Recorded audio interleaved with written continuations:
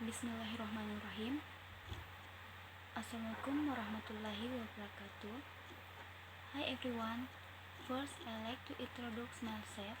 I'm New Fikriyyah Fathiyyah from class C, the Accounting Education Study Program with NIM 189204241. Awake. I'm here to read main idea the article about financial accounting. Right? The share to establish international accounting standard that commenced in 1973 with the establishment of the International Accounting Standard Committee, subsequently renamed the International Accounting Standard Board. 1. Introduction. There were problems in making investment and trading decisions when companies product financial accounts use their one national regulation. Academics attempted to identify the factors that influence the nature of a country's accounting regulation. Although the academic efforts did not offer any specific guidance on how to effect retail accounting internationalization, it generated discussion and encouraged regulators in several countries to consider solutions. The U.S. had a procedure from rigorous accounting regulation with the Security and Exchange Commission and Financial Accounting Standard Board. In 1919 and 73, National Akuntansi body from Australia, Canada, France, Germany, Mexico, the Netherlands, the United Kingdom, and Ireland, and the U.S. established the International Accounting Standard Committee. In 1919 and 92, the three standard setting bodies of Canada, the United Kingdom, and the U.S. met to discuss some of the accounting issues confronting them. G4 plus 1 addressed several accounting transactions from a strong conceptual basis. In January 2001, it was agreed that G41 Plus group will disband. The G4 plus 1 group cancelled its purpose, future activities, and submit its current work to the IACB as potential project. The IACB was established formally in April 2001. 2. The growth of internationalization. It was not until 2019 and at the end, after the IACC had issued nearly 30 spread standards that the VACB public announced its position on international accounting.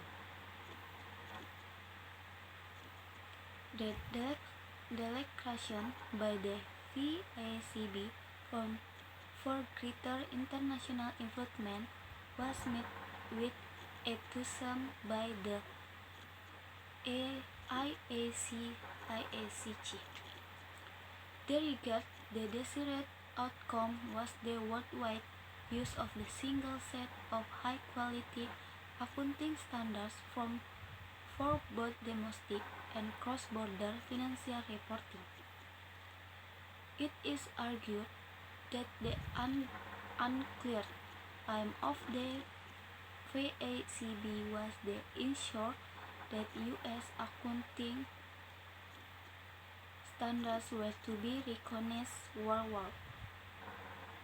One could question the declared influence and role of the U.S., but undoubtedly, international accounting needed a both. Although twins had been experienced in 1190 and 73 for accounting internationalization, progress was slow. Given these limited resources, the achievements of the IACG was not noteworthy. In retrospect, it can be argued that it was the interest shown by the U.S. that was the driver of the change needed to rejuvenate the shell for internationalization. In 2002, the recently appointed chair of the IACB, David Tweedy, made clear his aim of spreading international accounting standards to the U.S. Tweedy set out the IACB's two main objectives as follows: conference and improvement project. 3. The Northward Agreement. The appointment of Hearst to VACB brought with it a commitment to conference, which complement the objective of the recruited LACB under David Tweedy. It was intended that the final agreed standards would be international standards and the U.S. would adopt them. The Norwalk Agreement set out the following aims of the two boards and their priority. Action that they intended to take jointly for the immediate future. The problems faced by the two parties in following the conference route chosen were probably understood. There was also the issue that seemed to be overlooking. That is, conference involving change to international standards mean that all those countries that had already adopted them will have to make changes to their accounting practice. Many of the pronouncements in support of the conference project emphasized that the aim was to produce high-quality standards. The CAC 2000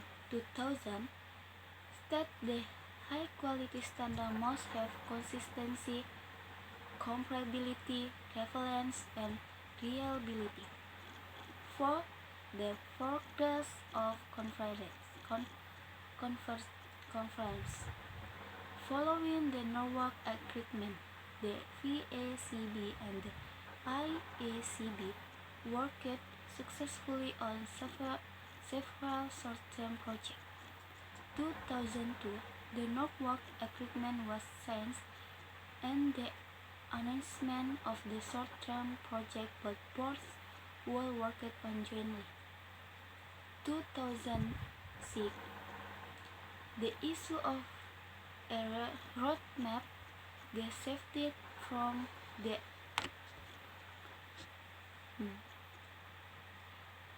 to a strategy of developing new standards to replace the old ones.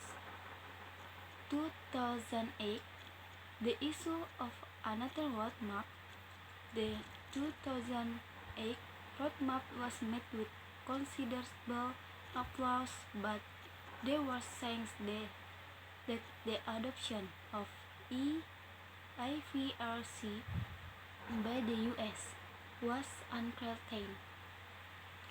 In 2009, the CAC issued its fiscal plan for the fiscal years 2010 to 2015. In 2020, the VACB and the ACACB issued a jointly agreed paper on accounting for financial instruments. 5. Success and failures. When assessing the history of the relationship, one can identify success and failures. The following examples illustrate the progress that was made in some difficult areas and the problems that still exist. Stock option.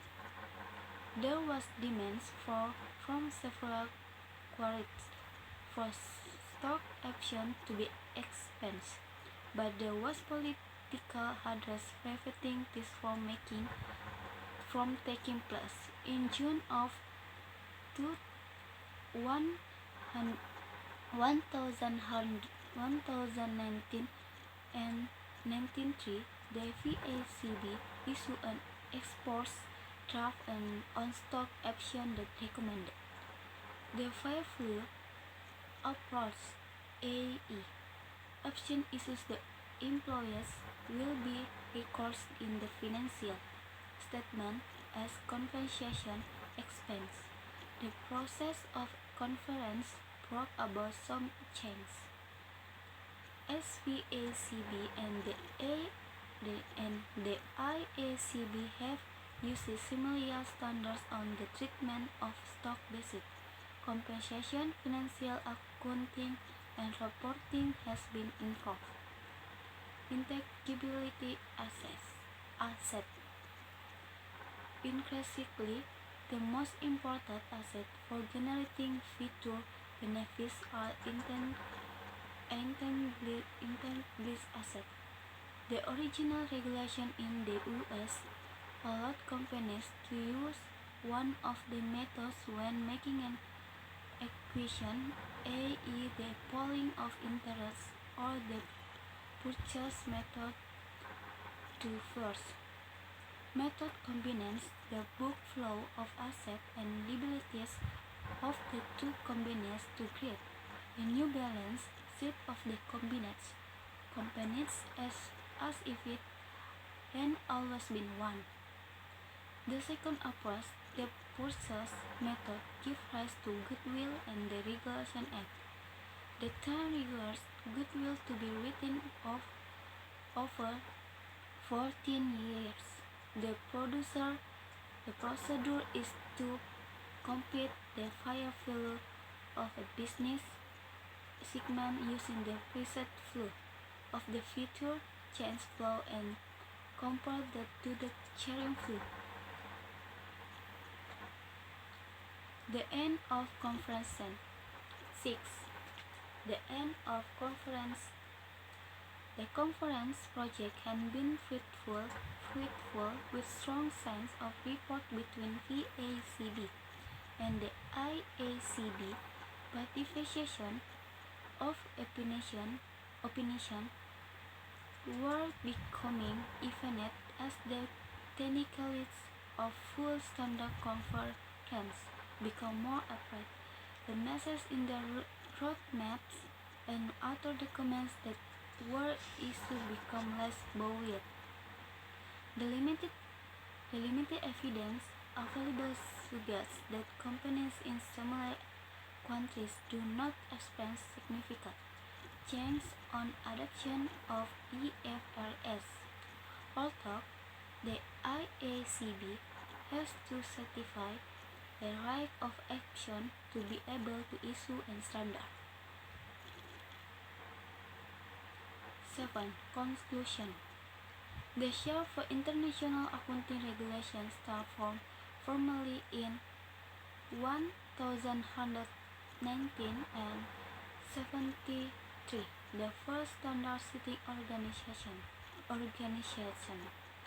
The International Accounting Standard Committee issued many sound standards, some of which are still abolished. Today, in 2001, the formation of the International Accounting Standard Board led to a shift in action. Despite the influence of the U.S.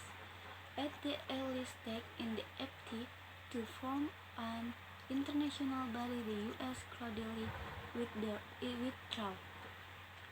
Considerable progress had been made with the conference project, but when one reviewed the deep state barriers, it is evident that completed